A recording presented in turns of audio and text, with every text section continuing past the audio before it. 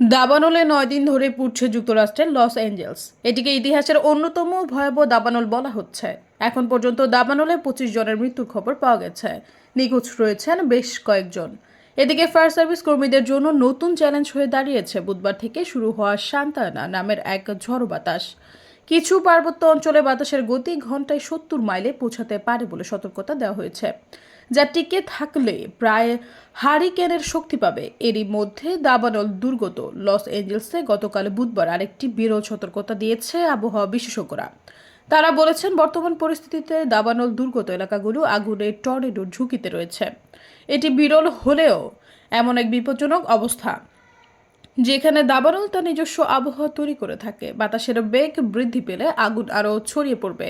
তাই লস অ্যাঞ্জেলসের কয়েকটি এলাকায় বিশেষভাবে বিপজ্জনক পরিস্থিতির নিদর্শন রেড ফ্ল্যাগ অ্যালার্ট জারি করেছেন মার্কিনের জাতীয় আবহাওয়া পরিষেবা।